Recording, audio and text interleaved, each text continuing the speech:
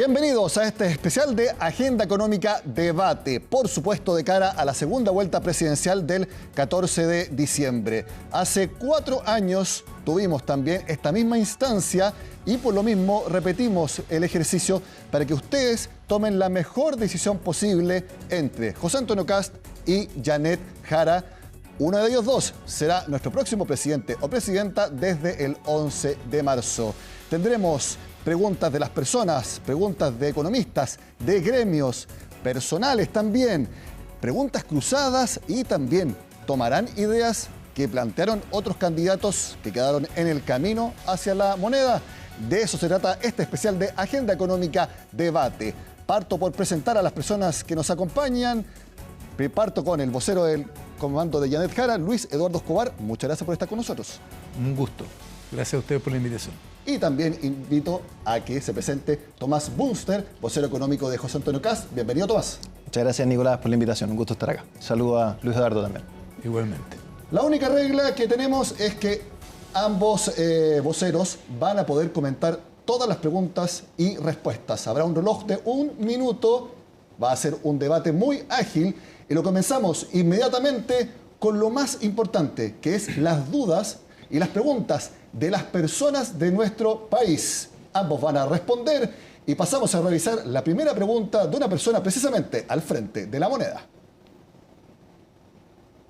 ¿Es efectivo por el lado del candidato Kast que los años de servicio lo va a eliminar y va a implementar este sistema de que el dinero salga del trabajador o salga del trabajador, empleador, Estado? Y por el lado de la candidata Jara, ¿los años de servicio los van a ampliar o van a mejorar el sistema? Parte respondiendo Tomás Bunster, 1 minuto. Bueno, hay muchas cosas que durante el transcurso de esta campaña y del periodo electoral y los debates se han dicho que no son efectivas. Se ha dicho que se va a eliminar la PGU, eso no es cierto. Se ha dicho que se va a eliminar el programa de alimentación escolar, eso no es cierto. Se ha dicho que se va a tocar el gasto social, eso tampoco es cierto.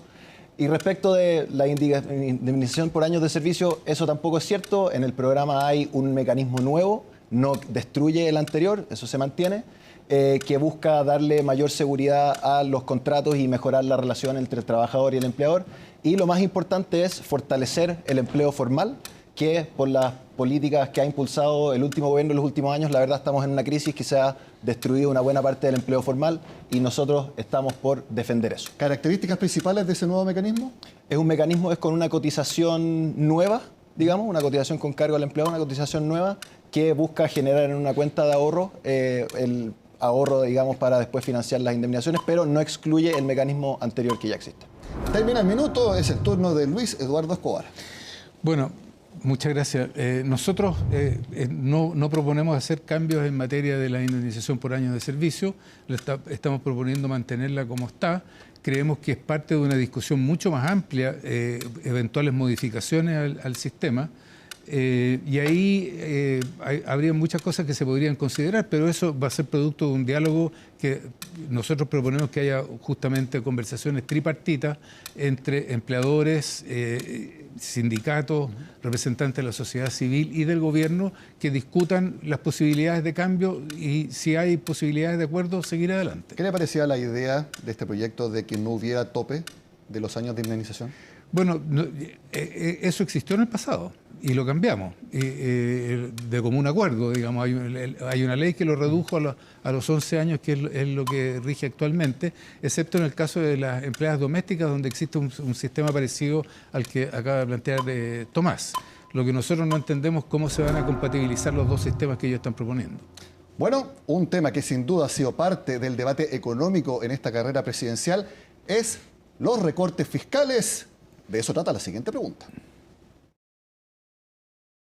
Propone disminuir lo que es el Estado. Ahora, también propone mejorar lo que es salud, educación y también seguridad. Pero la pregunta es, ¿cómo usted financiaría esto? Y a la vez también, ¿cómo lo haría sin subir los impuestos a las personas y sin quitarle los beneficios sociales a la clase media o a la clase trabajadora? Parte respondiendo Luis Eduardo Escobar. Bueno, nosotros no hemos propuesto una reducción en el gasto público. Más aún, hemos sostenido que tampoco se puede reducir los impuestos a las grandes empresas como proponen nuestros adversarios. Justamente porque queremos salvaguardar los niveles de gasto social, racionalizar el gasto de forma tal de darle más potencia, lo que nos permite, a nuestro juicio, mejorar los sistemas de salud y darle mayor fortaleza a los sistemas de empleo, de forma tal de reentrenar a la gente para los desafíos que vienen, que son enormes, sobre todo por el uso de la expansión de la economía digital y el uso de la inteligencia artificial. Y ahí tenemos déficits bastante grandes para los cuales se necesita más recursos. Mantiene entonces lo que ha dicho en la campaña, que es no hay recorte, pero tampoco alza de impuestos ni a las empresas ni a las personas. Exactamente. En eso no hemos cambiado de opinión. Muy bien, el turno es de Tomás Bunster para comentar lo que estaba preguntando la persona que está más dirigido a la candidatura de José Antonio Kast. Bien, Nicolás, primero señalar y a las personas que nos están escuchando y que nos están viendo, nuestra propuesta lo que precisamente busca es darle sostenibilidad a los beneficios sociales y sostenibilidad en el mediano plazo a la conducción de las finanzas públicas. Hemos visto en los últimos 4 años una administración tremendamente irresponsable. El primer año del gobierno del presidente Boric se excedió respecto a la ley de presupuesto en un 7%. Después se pusieron las metas fiscales más deficitarias desde que existe la regla fiscal y se han incumplido 3 veces. Estamos viendo ya hoy, con las cifras fiscales publicadas para el cierre del mes de octubre, que estamos en un déficit de 2,7 puntos del PIB. Y la verdad es que hay que corregirlo porque si no, no van a haber recursos que distribuir y no vamos a poder financiar los beneficios sociales como la PGU, como la gratuidad en la educación superior, que no va a haber plata, digamos. Después de la reunión de los economistas que estuvo, como tú, del comandante José Antonio Kast, con los de Evelyn Matei y otros, se dijo que podía ser más gradual el recorte de 6.000 millones de dólares. ¿Eso es así? Primero, hubo un acuerdo transversal en la necesidad de converger al equilibrio fiscal.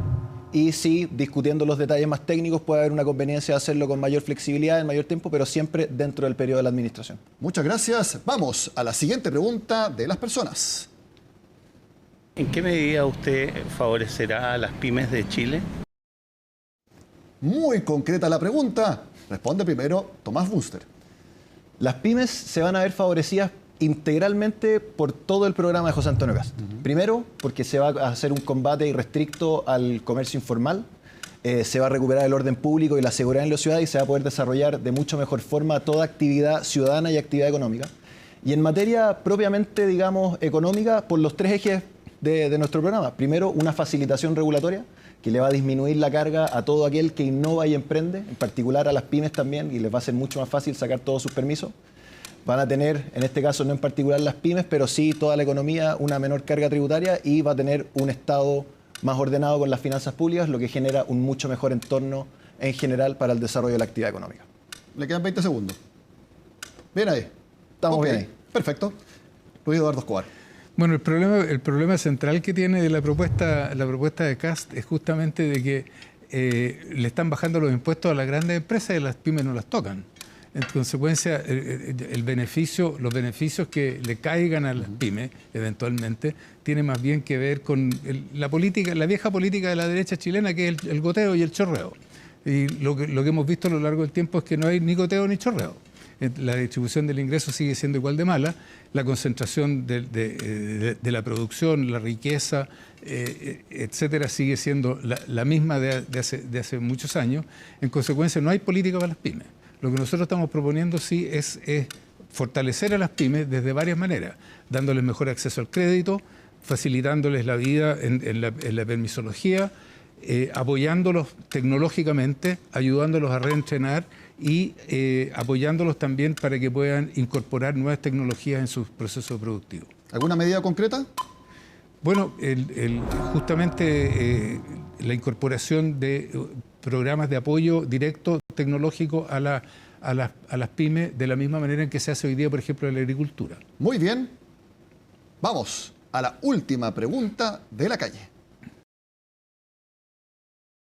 ¿Qué va a pasar con pensiones para las mujeres? Para mujeres que ya tienen más de 40 o más de 50 que cuesta encontrar trabajo. ¿Qué medidas ella va a tener para que nosotras podamos seguir trabajando y poder pensionarnos con una mejor pensión? Esa pareja está muy entusiasta con preguntar, por eso lo repetimos. Ahora sí, parte Luis Eduardo Escobar. Bueno, a ver, mi respuesta a la señora es la que dio Janet Jara. Ha sido la principal adalid del mejoramiento de las pensiones a las mujeres, justamente.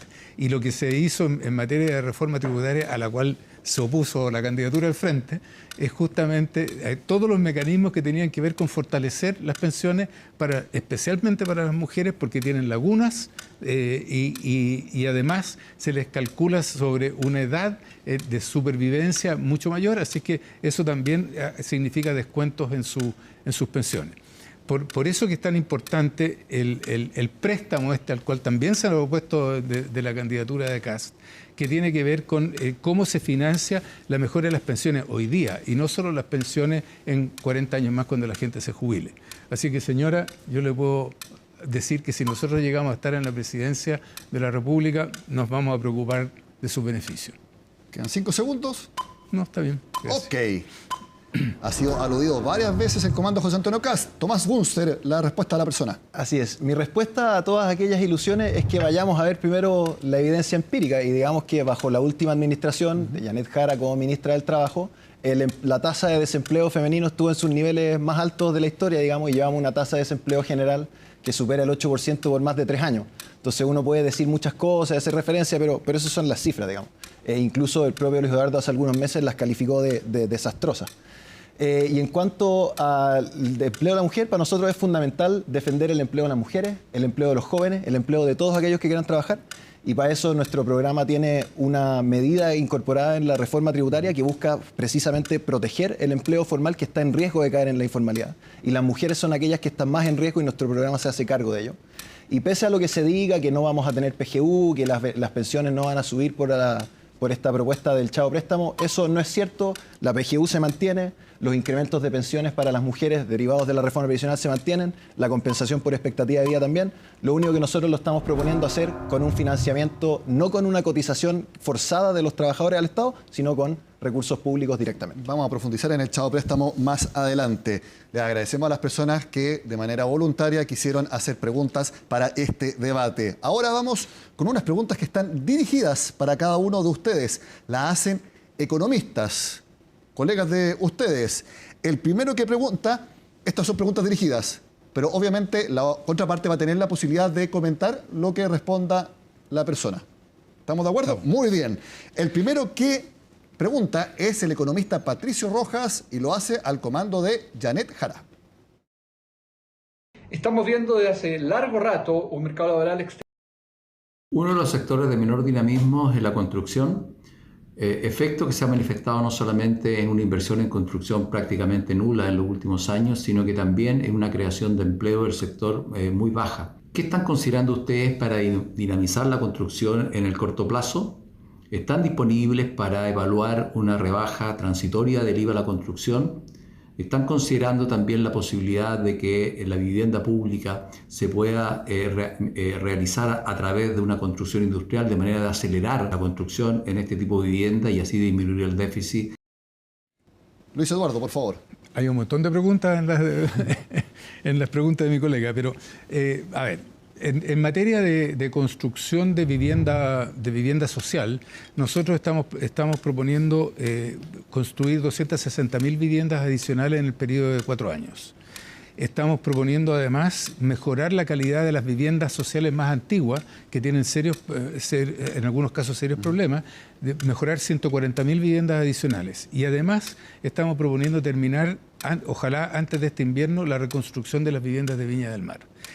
Respecto de la utilización de mecanismos industriales para la vivienda social, yo en lo personal, francamente no entiendo cómo nos hemos demorado tanto en incorporar mecanismos industriales para la construcción, no solo de viviendas sociales, sino que de vivienda y edificios en general.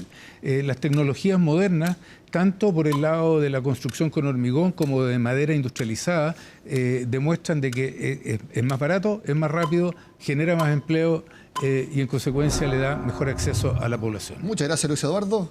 ¿Qué opina de esa respuesta Tomás Bunster? Yo creo que primero, si queremos reactivar la construcción, que a todo esto no es solo que no esté generando empleo, hay 200.000 empleos en el sector construcción que se han destruido, tenemos que liberar las sobreregulaciones que se han hecho sobre este sector progresivamente en los últimos años que han encarecido el precio de la vivienda y que han impedido que se construya, digamos. Y este gobierno ha eliminado algunas materias tributarias que también han seguido encareciendo el precio de la vivienda y que han quitado que ya la gente no pueda comprar. Y ojalá desde la candidatura, en vez de esperar hasta que asuman el gobierno para reconstruir las casas de Viña, lo hubieran hecho durante este gobierno, pero no ha sido posible, digamos. ¿Van a mantener o replicar el subsidio al dividendo que se implementó hace algunos meses? El subsidio a la tasa hipotecaria es una herramienta que ha dado bastante fruto. Ha permitido reactivar un poquito la venta de viviendas, digamos, en ciertos segmentos. Y estamos evaluando seguir con esa o ampliar algunas otras medidas para poder dar una mayor reimpulso al sector construcción. ¿Ustedes, Luis Eduardo? Sin pretender defender al actual gobierno del cual yo no soy parte, lo que acaba de hacer Tomás es desmentirse a sí mismo. O sea, este gobierno ha tomado una serie de medidas que sí han favorecido la construcción, como por ejemplo el descuento de la tasa la tasa de interés, y nosotros estamos hablando hemos tomado una medida de la candidata Matei, de la hipoteca cero, y estamos también proponiendo mantener y fortalecer el programa de subsidio de la tasa de interés con un tope de 3,5 de UF más 3,5%. Muy bien, no se adelante, porque ya vamos a ir a eso. Está viéndose adelante Luis Eduardo Escobar. Ahora pregunta a la candidatura de José Antonio Kast, el economista jefe del BCI, Sergio Lehmann. Estamos viendo desde hace largo rato un mercado laboral extremadamente debilitado, con una tasa de desempleo que se ubica en torno a 8,5%, muy baja creación de empleo mes a mes, y eso naturalmente tiene un efecto sobre el dinamismo de la economía, particularmente sobre el consumo, que reconoce el mercado laboral el principal factor para darle algún impulso. Mi pregunta es entonces, ¿qué medidas están contemplando para introducir alguna mayor flexibilidad en el mercado laboral, permitir entonces un mayor dinamismo y de esa manera tasas de desempleo que sean mucho más similares a la que vimos hace algunos años atrás y que naturalmente generaría efectos positivos sobre la dinámica de desarrollo? Tomás Bunster. Bueno, lo que señala el economista Lehmann es cierto. Durante este gobierno la creación del empleo ha mostrado cifras muy precarias, digamos. De hecho, hay un periodo que se crearon en un año corrido solamente 140 empleos y básicamente hoy día hay casi 900.000 personas que queriendo trabajar no pueden acceder a un puesto de trabajo. Y se van a beneficiar todas esas personas con un programa robusto que quiere reactivar el crecimiento económico, impulsado primero por recuperar la seguridad y el orden público, pero también disminuir la carga regulatoria, disminuir la carga tributaria y reordenar las finanzas públicas, de modo que la actividad económica pueda reimpulsarse, reactivarse y generar toda esa capacidad de empleo. Y como medida específica, nosotros estamos muy preocupados del deterioro del empleo formal que se ha visto en los últimos años. Producto de una economía muy estancada, pero con incrementos en los costos de mano de obra, en particular en los tramos de menores ingresos, que ha generado una destrucción del empleo formal y proponemos, como lo mencionaba hace un rato, un crédito tributario para proteger ese empleo. Muchas gracias, Tomás Bunster. Luis Eduardo, ¿qué le parecen las medidas propuestas? Más que la medida propuesta, a mí lo que realmente me sorprende es la capacidad que tiene Tomás para decir cosas que no son ciertas. Durante este gobierno se han creado 650.000 empleos. De esos 650.000 empleos, algo así como el 80% son empleos formales. En consecuencia, yo no sé de qué país está hablando él. Nosotros lo que hemos dicho es que vamos a fortalecer el crecimiento económico. El crecimiento económico es la principal fuente de creación de empleo. Vamos a racionalizar y fortalecer los mecanismos de reentrenamiento para que la gente pueda acceder a mejores trabajos y vamos a apoyar a las pymes especialmente para que puedan contratar gente con contratos formales. En consecuencia, lo que estamos haciendo está en línea con lo que son las recomendaciones internacionales en esta materia. ¿Quería comentar algo, Tomás? Sí, yo voy a citar a Luis Eduardo Escobar en agosto de este año en un seminario organizado por la Universidad Católica y Forbes Masters. La cifra de desempleo es un desastre. Bueno, a ver, y estamos siguiendo... Está fuera de contexto, totalmente fuera de contexto, porque lo que pasó en agosto, y donde yo hice ese comentario, y reconozco que efectivamente yo hice ese comentario se refería a la cifra puntual del mes de agosto. Si uno toma los 4 años de este gobierno, que ellos acusan de que se han destruido empleos, que se ha precarizado el empleo, que no hay empleo formal, resulta que las cifras del INE, que es la institución oficial en esta materia en Chile, dice que se han creado hasta el mes de octubre 650.000 nuevos empleos, de los cuales el 80% son formales. Entonces no sé de qué está hablando. Yo estoy refiriéndome a los estudios que ha publicado el Banco Central en sus informes de política monetaria. Hay algunas autoridades de gobierno o incluso algunos economistas que podrán estar en desacuerdo, pero nosotros nos referimos también a esas indicaciones del Banco Central. El Banco Central jamás dijo que no se habían creado empleos.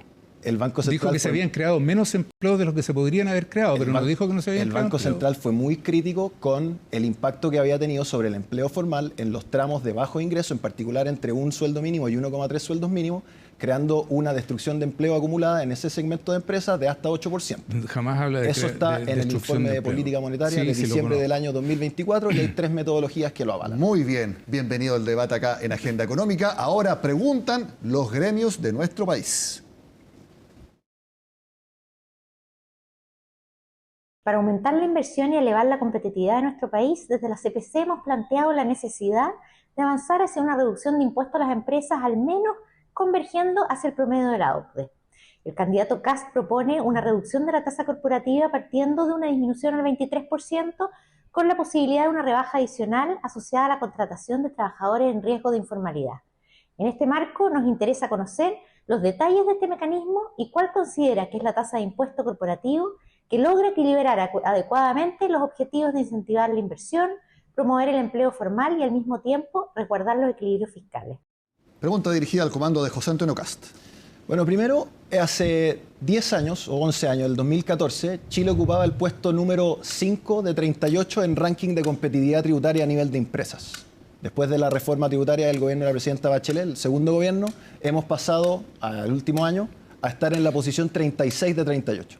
Nosotros creemos que eso, la verdad, no convierte a Chile en un destino atractivo de las inversiones y es parte básico, digamos, de finanzas corporativas que uno evalúa los proyectos, le descuenta la tasa de impuestos abajo, digamos, y hay proyectos que se hacen menos rentables y algunos que no se realizan. Y nosotros queremos recuperar eso.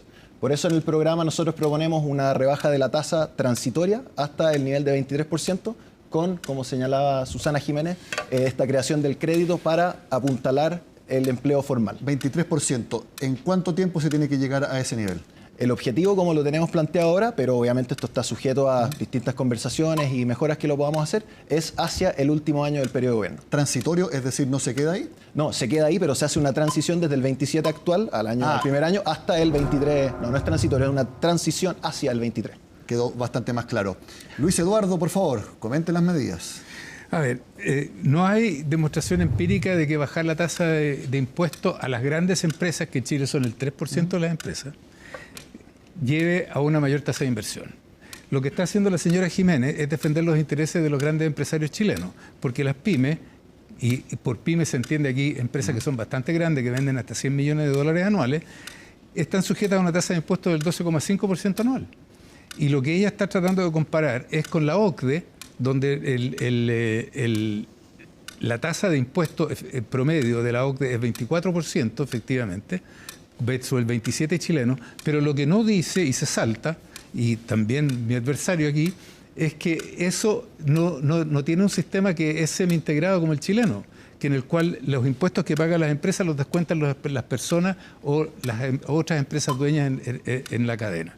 En consecuencia, cuando hablan de esta varita mágica que sería bajar los impuestos, es hacerle un favor a los amigos. Bueno, Luis Eduardo Escobar ya había dicho que no va a plantear la candidatura de Janet Jara un cambio tributario, así que por eso ya había quedado claro ese punto. Hay otra pregunta y que está dirigida a la candidatura de Janet Jara. El país enfrenta tremendos desafíos de productividad, en particular de productividad laboral. Una manera de enfrentarlos exitosamente es dándole mayor flexibilidad y libertad a los sindicatos en sus negociaciones colectivas con sus respectivos empleadores. ¿Estaría dispuesta la candidatura de Janet Jara a incorporar dentro de sus reformas una que le diera más flexibilidad y libertad a los sindicatos para negociar materias con sus empleadores? Eso ayudaría definitivamente a mejorar la productividad del país y del sector minero en particular. El presidente del Consejo Minero preguntó y responde Luis Eduardo Escobar. Bueno, nosotros creemos que la ley laboral en Chile es bastante restrictiva en realidad e impide conversaciones que son muy importantes y que en otros países más desarrollados que Chile son habituales entre empleadores y empleados. Entonces, si entiendo bien la pregunta, efectivamente nosotros creemos que debiera ser posible tener conversaciones mucho más amplias entre los sindicatos y los empleadores que abarquen las condiciones de trabajo, las condiciones futuras de entrenamiento y otras condiciones que afectan el desempeño laboral dentro de las empresas. ¿Y como una negociación ramal? Bueno, para nosotros, lo que nosotros hemos dicho es que hay conversaciones que sí vale la pena tener a nivel ramal. Las conversaciones de salarios hoy día, bajo la ley que tenemos, se hacen a nivel de empresas. Y las negociaciones salariales seguirían a nivel de empresa, pero todo lo que tiene que ver con la estrategia de desarrollo laboral podría ser a nivel ramal y es una de las cosas que hemos propuesto. Muchas gracias, Luis Eduardo. Comenta Tomás Bunster. Yo creo que nosotros en nuestro país estamos viviendo un problema con la situación de desempleo. Cuando tenemos un desempleo sobre el 8% en los últimos 3 años y hay 900.000 personas que buscan un trabajo y no lo encuentran, tenemos un problema y hay que reconocerlo como tal. Y básicamente para enfrentar eso necesitamos no solo una economía más dinámica, digamos, que genera crecimiento y genera puestos de trabajo, también asegurarnos que se mantenga la flexibilidad y adaptabilidad en los regímenes de contratación y todo mientras más favorezca hacia la adaptabilidad y flexibilidad es mejor para la generación de empleo. ¿Tienen alguna medida concreta? Le quedan 30 segundos. Medida concreta, básicamente reducir los permisos para que se puedan desarrollar los nuevos puestos de trabajo y reducir toda la permisología y también la permisología en materia laboral, que se ha hecho mucho regulando a nivel de la dirección del trabajo y creemos que ahí se ha excedido en algunos casos más allá de los acuerdos que se han adoptado en el Congreso. Muchas gracias. Agradecemos también a las personas que voluntariamente quisieron participar en esta agenda económica de debate. Ahora, unas preguntas que hemos preparado acá en el equipo de economía de CNN Chile. Estas son preguntas bastante simples que me gustaría que respondieran sí o no con un leve argumento, no de 1 minuto, sino que bastante más rápido. Parte respondiendo Tomás Bunster. Hay un proyecto de ley que busca evitar las multas por circular sin tag. ¿Lo apoya o no? No. ¿Por qué? Porque creo que introduce un desincentivo a la inversión en infraestructura. Ha sido fundamental para el desarrollo de la infraestructura pública contar con los mecanismos adecuados para que se pague el pasaje y esto va en dirección contraria. Luis Eduardo, ¿lo apoyan o no? Nosotros no lo apoyamos. Creemos que hay, efectivamente, porque si se eliminan las multas del todo, entonces no hay incentivos para pagar los tags. Y los tags han sido una parte importante, son fundamentales para el desarrollo de las autopistas en Chile. Ahora, sí creemos que hay espacio para rebajar las multas y también creemos que hay espacio para poder rebajar los peajes y los cobros de tags, como lo evidencia, por ejemplo, la construcción del túnel El Melón, en el cual se redujo a la mitad respecto del peaje que teníamos antes y hoy día tenemos 2 túneles. Clarísimas las respuestas. Vamos a la siguiente. Retiro de fondos. ¿Los apoyan o no, Luis Eduardo? No, no apoyamos los retiros de fondos. Creemos que los retiros de fondos, los iniciales, los primeros 2, cumplieron una función social que fue bien importante, sobre todo porque el gobierno de Piñera se demoró mucho en dar los apoyos que la sociedad necesitaba en ese minuto.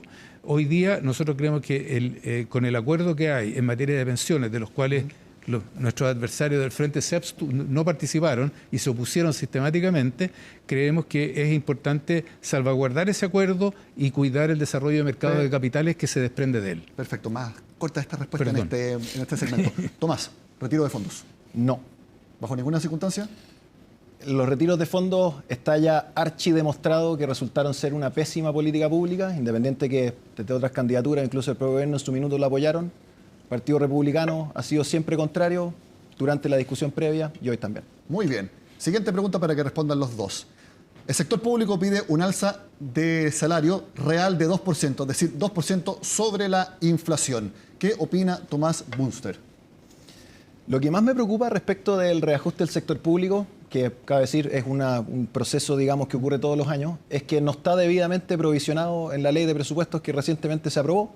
Es una ley de presupuestos que viene con ingresos imaginarios y gastos sobreestimados porque no están debidamente provisionados, entre otros, esta partida de gasto, digamos. Entonces no la apoya. El proceso de reajuste del sector público se tendrá que desarrollar con acuerdo legislativo y con acuerdo entre los distintos actores, digamos, como ha ocurrido todos los años, pero el problema es que hay que resguardar la sostenibilidad de las finanzas públicas también. Luis Eduardo. A ver, la pregunta es bastante compleja en realidad, pero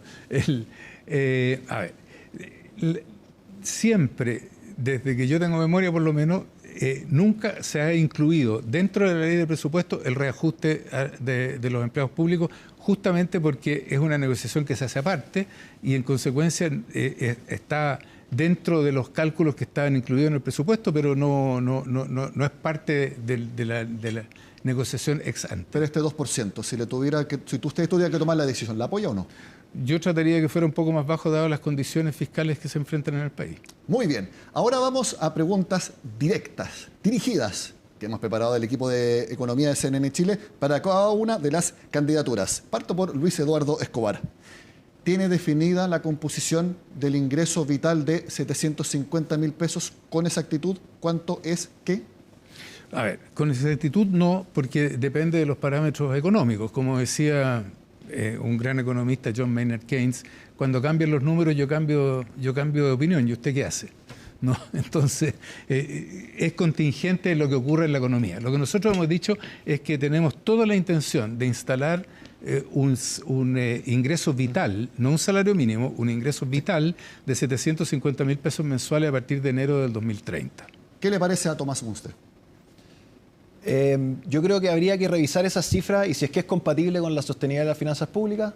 De las estimaciones que hemos revisado nosotros, no hay mayor claridad cómo se financia ni cuánto cuesta. Y creo que hay que ser muy cuidadoso en asegurar la sostenibilidad fiscal hacia adelante, digamos. Y si es que es capaz de asegurar ese beneficio o no. Muy bien. La siguiente pregunta para Tomás Munster. ¿En qué está el Chao préstamo? ¿Se va a modificar, eliminar, ponga el calificativo que usted quiera, el 1,5% de cotización extra o de autopréstamo que en la reforma actual se entregaría al Estado en un tiempo más? Primero, creo que es importante recordar en qué contexto surge esta propuesta. La reforma de pensiones crea un Fondo Autónomo de Protección Previsional que financia el Seguro Social. El Fondo Autónomo de Protección Previsional, que se conoce como el FAP, tiene 3 fuentes de ingreso. Tiene un ingreso de una cotización de 1 punto con cargo al empleador, que es reparto. Tiene un aporte fiscal directo de hasta $1.000 millones y una cotización obligatoria de 1,5% forzosa a los trabajadores. Y nosotros lo único que hemos propuesto es reemplazar esa cotización por un aporte en una magnitud equivalente directamente con cargo a los ingresos de la nación, mejorando así las tasas de reemplazo de todos aquellos cotizantes que van a verse forzados a prestarle al FAP. ¿Y ese 1,5 se reduce o se suma a las cuentas individuales? Ese 1,5 se mantiene como cotización que se va a las cuentas individuales de los trabajadores. En vez de írselo a prestar obligatoriamente al Estado, se va a sus cuentas. Me parece que eso es una precisión que no conocíamos hasta ahora, puedo estar equivocado, pero creo que es así. ¿Qué le parece a Luis Eduardo? Bueno, a ver, nosotros respecto lo que está aquí en discusión básicamente es el 1,5% de préstamo. Ahora, eso... oponerse a eso es oponerse a toda la historia de la reforma de las AFP. Inicialmente todas las inversiones de las AFP tenían que ir a comprar bonos del Estado, todas. Y llegó a ser 6% del PIB. Y esas son parte de las cuentas que hoy día el Estado le está pagando mensualmente a los pensionados. Entonces, decir de que esto es una estafa, de que esto es robarle a la gente, de que esto no reconoce los derechos de las personas o los intereses financieros de las personas, es simplemente distorsionar la realidad. Ha estado muy entretenido este debate. Al regreso de esta pausa en la agenda económica, conoceremos si es que apoyan o no algunas de las ideas de los candidatos que quedaron fuera en la primera vuelta y también van a poder preguntarse el uno al otro. Lo vemos al regreso acá en Agenda Económica Debate.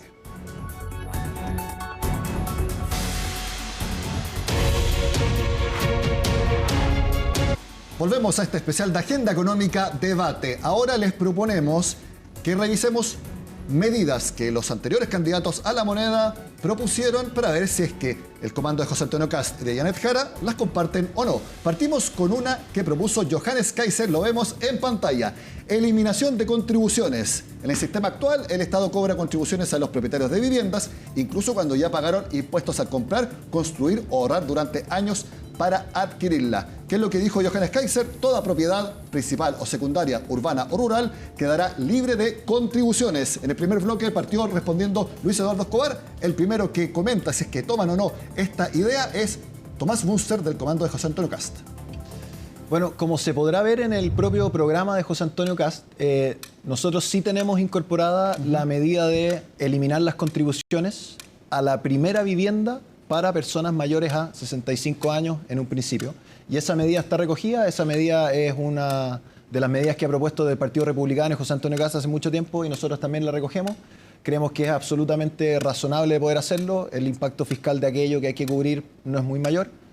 Estimamos dentro de 170 millones de dólares y eso nos parece muy abordable. Me parece un poco más acotada de lo que propone el propio Johannes Kaiser, pero nosotros sí la tenemos incorporada. Cuando dices que en un principio se podría extender a personas de menor edad o a viviendas secundarias. A viviendas secundarias no, es siempre a la primera vivienda, pero progresivamente el espíritu es apuntar hacia la no existencia de contribuciones a la primera vivienda de las personas en general. Muchas gracias. Luis Eduardo, ¿está de acuerdo con lo que opina Johannes Kaiser? ¿Y también Tomás Munster? Para nada.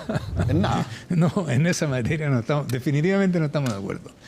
Porque, a ver, se les olvida a estos señores de que en realidad los que pagan contribuciones hoy día son principalmente la gente de más recursos y que las contribuciones son un mecanismo redistributivo muy importante de las comunas más ricas a las comunas más pobres. Si uno empieza a eliminar las contribuciones partiendo por el comienzo que ellos proponen y extendiéndolo a lo largo del tiempo, tú le estás dejando de que los ricos contribuyan cada vez menos a fortalecer, digamos, la posición financiera de las comunas que son más pobres. Entonces nosotros no creemos que ese sea un mecanismo, es Hood Robin en vez de Robin Hood. Entonces, en eliminar contribuciones, para nada Janet Jara, parcialmente la candidatura de José Antonio Kast. Pasamos ahora a la propuesta que hemos seleccionado de Evelyn Matei, que ya lo esbozó Luis Eduardo Escobar en una de sus respuestas. Pie cero para la primera vivienda a familias jóvenes. El subsidio está orientado a personas entre 25 y 40 años que se encuentren cotizando sin propiedad previa y que desean adquirir una vivienda de hasta 4.500 UF. Este beneficio podrá ser utilizado solo una vez por persona y exclusivamente para la primera vivienda, solo para vivir, no para arrendar. ¿Qué le parece esta propuesta, Luis Eduardo Escobar? ¿La tomaría el comando de Janet Jara? A nosotros nos parece que es una propuesta que va en línea con los tipos de cosas que nosotros estamos favoreciendo, que es mejorar la calidad de vida de las familias chilenas, sobre todo las de ingresos medios y bajos. En consecuencia, nosotros hemos dicho de que incorporamos la medida de la señora Matei, le ponemos un tope al pie que estaría de hasta 700 UF para viviendas que no excedan las 4.000 UF. Y además queremos mantener el subsidio a la tasa de interés en la medida que sea necesario en UF más 3,5% como tope máximo. ¿Cree que va a tener impacto también en las tasas hipotecarias? Bueno, yo creo que eso depende un poco de cuál sea la política monetaria, así que depende de otros factores y depende también de qué es lo que haga Estados Unidos en materia de política de tasa de interés, así que es muy difícil poder determinar eso a priori. Porque las tasas largas dependen de factores mundiales también. Claro, exactamente. Ok. Tomás Munster, la candidatura de José Antonio Kast, ¿tiene en consideración esa propuesta de pie cero para la vivienda? Bueno, primero compartimos el diagnóstico absolutamente con la candidatura de Matei, que dicho sea de paso, hemos sostenido encuentros con diversos economistas que participaron en aquella candidatura y está ampliándose el equipo de José Antonio. Y lo primero es que hoy día vemos una crisis en el acceso a la vivienda, básicamente porque en los últimos 15 años el costo de la vivienda nueva se multiplicó por 2 y los salarios reales han crecido un 30% en el mismo periodo, y ahí tenemos un problema. Y creemos que para ampliar el acceso y para facilitar el acceso a la vivienda no podemos descartar ninguna medida de solución habitacional. En el programa de José Antonio, en la primera vuelta, desde el equipo de vivienda se ha planteado una medida un poco distinta que tiene que ver con las entregas de terrenos y una autoconstrucción asistida, que es un mecanismo que ha dado resultados, por ejemplo, después del terremoto del 2010. y estamos recibiendo las distintas propuestas y evaluándolas en su mérito para ver cómo lo complementamos, pero creemos que es muy importante ampliar las soluciones habitacionales que se den a las personas. Pero en concreto acá la evaluarían, no la tienen decidido cómo tomarla. No se ha decidido aún, pero está en evaluación y nos parece que es una propuesta atractiva a lo menos de revisar. Muchas gracias, Tomás. Pero eso sirve solo a la gente de más bajos ingresos, que le da el sitio pelado. El problema de acceso a la vivienda, hoy día hay una parte que está en campamentos, donde ese tipo de medidas es razonable, pero hay otra parte muy importante que tiene que ver con los profesionales jóvenes y los trabajadores jóvenes que no pueden acceder a vivienda y que podrían acceder mediante los mecanismos que estamos proponiendo. Ya que lo comentó Eduardo, ¿quiere responder? Son múltiples las soluciones que se están barajando. Por ejemplo, la autoconstrucción es algo que ha dado fruto en la reconstrucción de las casas después del incendio de Viña, lo que ha reconocido el propio Luis Eduardo, que este gobierno no fue capaz de resolver, digamos. Y básicamente hay un abanico importante de soluciones habitacionales, hay múltiples propuestas que estamos revisando. Muy bien, ahora vemos una propuesta del ex candidato del Partido de la Gente, Franco Parisi. La vemos en pantalla. Alta dirección pública, sueldos con topes no mayores a 5 millones de pesos. Ahí está todo el desglose, una explicación bastante técnica, con leyes, etcétera. Pero lo vamos a resumir para hacerle la vida fácil a las personas. Y responde primero, ya le he preguntado tanto que me confundo. Responde primero Tomás Bunster. Tope de 5 millones de pesos para los sueldos públicos, ¿sí o no? De momento, a lo menos, eso no es una medida que esté contemplada en el programa económico. Nosotros creemos que tienen que haber las remuneraciones adecuadas a la descripción del cargo y que eso se pueda adecuar hacia el mercado, digamos, para captar a los profesionales y a los talentos que se requieran en los distintos sectores. Y eso, si es que le da más flexibilidad y puede tener las distintas remuneraciones, me parece que está siempre dentro del debido mérito que eso así sea. Y no estamos planteando limitarlo a 5 millones de pesos brutos de momento en el programa económico, a lo menos. ¿Van a hacer revisiones en ministerios, en direcciones de servicios, en distintos aparatos estatales, tanto como para subir como para bajarla?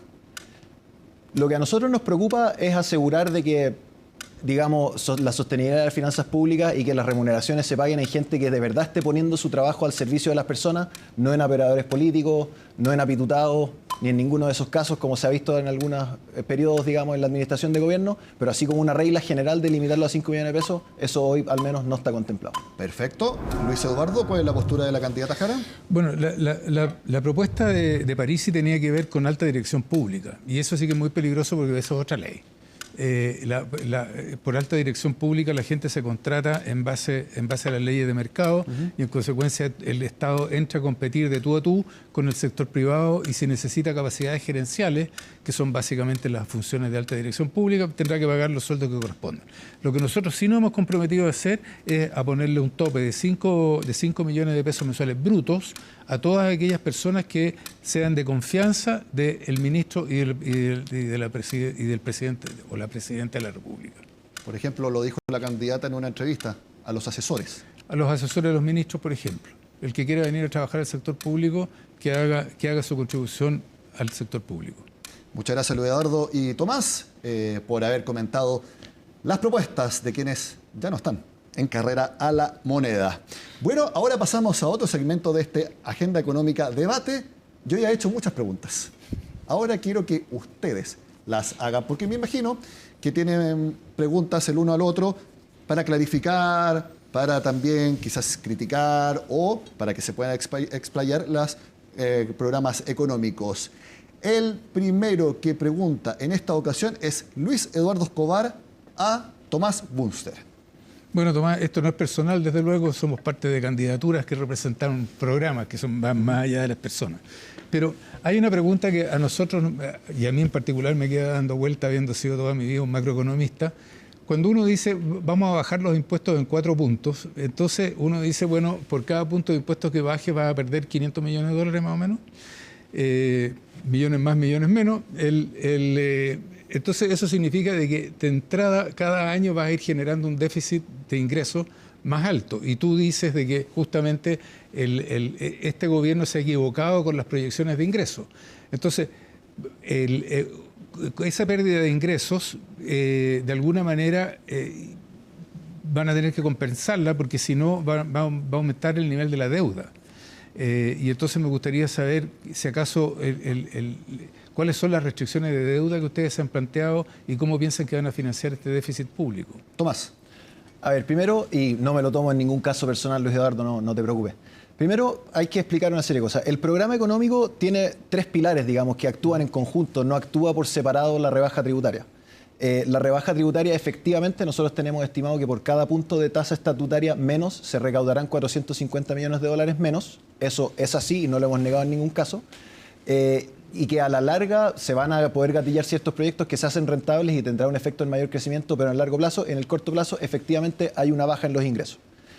Pero nosotros esto no es lo único, porque nosotros también estamos buscando reactivar la economía con una agenda súper ambiciosa en cuanto a facilitación regulatoria, que también va a ayudar a compensar cierta parte del déficit. Y no hay que olvidar, nosotros estamos proponiendo un ajuste fiscal, porque para nosotros es fundamental tener la convergencia, el equilibrio fiscal dentro de la administración. Pero respecto a la pregunta, ¿ustedes la evidencian o la contestan con la curva del Laffer? Es decir, menos impuestos, más recaudación. Eso no es cierto. Nosotros en este caso estamos actuando en conjunto con menos impuestos y un ajuste fiscal. Lo estamos compensando por la vía del gasto.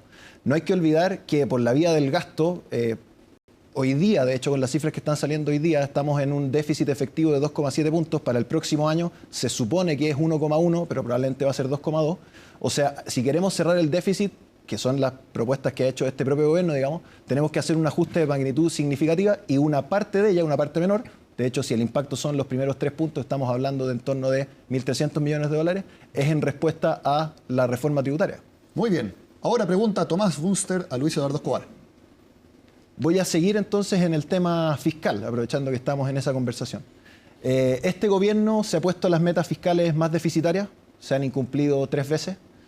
Hoy día tenemos el FES, los fondos soberanos, en su nivel mínimo, y estamos con una ley de presupuestos recientemente aprobada, cuya estimación de ingresos, que es la base para la construcción del presupuesto, ha sido ampliamente criticada. Todo indica, y el Consejo Fiscal Autónomo lo ha dicho en sus informes, que si seguimos con esta senda existe una probabilidad significativa de superar el nivel prudente de deuda del 45%. ¿Cuál es tu opinión, Luis Eduardo, respecto de superar ese umbral? En la conducción macroeconómica que ustedes proponen, ¿lo superan? ¿No lo superan? ¿Les es importante cerrar el déficit? ¿Cómo ven la conducción macro de la próxima administración? A ver, yo creo que en general en la profesión, digamos, por ponerlo de esa manera, estamos de acuerdo en que hay que corregir el camino que llevan las finanzas públicas. En ese sentido, yo no soy el defensor de este gobierno, así que si quiere la respuesta de lo que ha hecho este gobierno, llama al ministro Grau mejor. Pero en lo que respecta a nosotros, hacia el futuro, nosotros hemos dicho, mire, para hacernos cargo de las necesidades urgentes sociales que existen en el país, nosotros vamos a aumentar el gasto público probablemente en un punto del PIB durante este periodo de los 4 años. Y eso pensamos que se puede compensar perfectamente bien con mayor crecimiento económico, en el cual yo creo que todos los economistas estamos de acuerdo que eso ayuda a generar ingresos, una mucho mejor recaudación, administración tributaria, que ha empezado a rendir frutos en este último año, a pesar de todas las críticas de la oposición. Y en tercer lugar, hay aquí un hoyo negro que se ha explorado poco y que nosotros hemos estado estudiando en estos últimos meses, que tiene que ver con el comportamiento de las aduanas en Chile. Gran parte de lo que se vende en las cunetas, que no paga un céntimo de impuestos ni IVA a la entrada y todo lo que viene detrás de eso después, pasó por la aduana y nunca pagó nada. En consecuencia, nosotros creemos que fortalecer la aduana es un elemento central de esta política. Luis Eduardo, usted hace algún tiempo acá en Tolerancia Cero dio a entender que no se problemaba mucho si el nivel de deuda pública llegaba a 50%. ¿Lo sigue manteniendo? A ver, y déjame elaborar un poquito sobre eso. A ver, el 45% es una cifra que inventó mi colega y amigo Mario Marcel, un poco pensando en cuál era el espacio fiscal que él necesitaba, que le dejaba suficiente holgura durante este gobierno para no traspasarlo. El 45% es una ficción, como cualquier número que uno inventa porque le pareció que era un límite que le dejaba espacio. Ahora, los países comparables con Chile, ¿ya? De economías emergentes, de un PIB per cápita parecido al chileno y todo lo demás, tienen un nivel de deuda que es 15 puntos superior al chileno. Y las economías emergentes en general tienen 75% del PIB en deuda pública. Nosotros tenemos 42%. ¿no? Entonces, lo que nosotros hemos dicho, mire, para nosotros es mucho más importante salvaguardar la calidad de inversión de la deuda pública chilena, porque eso asegura la tasa de interés para el resto de la economía. Y si eso es 44, si es 46% del PIB, ya veremos. Nosotros estamos comprometidos con ir hacia una convergencia fiscal durante el periodo presidencial. Muy bien. Volvemos a las preguntas hechas por el equipo económico de CNN Chile. También son con respuestas rápidas, ¿ok? Ok. ¿Van a reducir o fusionar ministerios, Luis Eduardo? Bueno, nosotros nos hemos estado abriendo a esa conversación y la candidata ha dicho de que una posibilidad sería, por ejemplo, fusionar el Ministerio de Bienes Nacionales con el Ministerio de Vivienda, porque el principal problema que tiene Vivienda es que no tiene terreno y todos los terrenos tienen bienes nacionales. Coordinemos. Partir por ahí. Muy bien. Tomás. Hoy día nuestra principal preocupación es eficientar el gasto público y ahorrar. Fusionar ministerios es una medida que puede contribuir en aquello, también puede contribuir a la mejor coordinación del Estado, pero en principio, porque eso tiene que pasar obviamente por su trámite legislativo, se ha evaluado la posibilidad de operar con biministros o triministros para ir eficientando la organización y después poder converger hacia una fusión eventualmente de ministerios. ¿Y pasaría lo mismo también con cargos que puedan estar duplicados en esos ministerios? Bueno, sí, claro. Ese es precisamente el objetivo, facilitar la coordinación y eliminar las duplicidades. Muy bien. Siguiente pregunta. El IMASEC de octubre, lo conocimos hoy a través del Banco Central, fue 2,2%. Principal o primera medida, rápidamente, para agilizar inversiones. Responde primero Tomás Bunster. Evacuar los 10.000 millones de dólares que hoy día tienen una resolución de calificación ambiental aprobada, que están a la espera de una resolución del Comité de Ministros o de la Dirección Ejecutiva del CEA, esperando a que se resuelvan en plazos que hoy día los vemos y es inentendible cómo se están demorando hasta 8 veces los plazos establecidos en el reglamento. Muy bien. Luis Eduardo. Nosotros estamos de acuerdo, eso fue una de las primeras medidas que está en nuestro programa, en las primeras 10 páginas del programa aparece justamente esa medida. Es fundamental destrabar los procesos ambientales y por eso hemos hablado de crear una oficina especial dedicada a eso desde la Presidencia de la República. Muy bien. Otra información que surgió el fin de semana es que Banmédica tiene nuevo dueño. Se trata de Patria Investments, que son también socios acá de Moneda Asset. Van a tomar el control entonces de Banmédica y también de Clínica Santa María y otros. Ante eso, quiero preguntarle, si responde primero Luis Eduardo Escobar, ¿hay algún cambio para las ISAPRES en un eventual gobierno? Por el momento no tenemos considerado cambio en las ISAPRES. Lo que queremos hacer es tratar de ver, de coordinar mejor entre las actividades del sector privado, que tiene capacidad instalada, que el sector público podría usar si nos ponemos de acuerdo en las prestaciones, los precios, etcétera, etcétera, y eso nos ayudaría a reducir las listas de espera. Tomás Bunster. Por ahora, en parte del programa económico tampoco está considerado ningún tipo de reforma sustantiva significativa a las ISAPRES. Compartimos la preocupación de que hay ciertas urgencias en materia de salud que tenemos que ser capaces de resolver y para eso necesitamos la existencia del sector privado y también la existencia del sector público, en conjunto poder resolver nuestra urgencia principal, que son las largas listas de espera. Quedan menos de 2 semanas para que todos elijamos quién será el próximo presidente de la República. Esperamos que esta agenda económica debate haya sido de utilidad para que ustedes tomen su decisión de cara al 14 de diciembre. Agradezco a Tomás Bunster, vocero económico de José Antonio Kast. Gracias por estar con nosotros. Gracias a ti, Nicolás. Y a Luis Eduardo Escobar, como siempre, muchas gracias por acompañarnos representando a Janet Jara. Muchas gracias, Nicolás. Ha sido un gusto estar aquí y de estar una vez más con el señor Bunster. Muy bien, y ha sido un placer estar con ambos y que hayan podido acompañarnos. Soy Nicolás Paut y los invito a que sigan con nosotros acá en CNN Chile.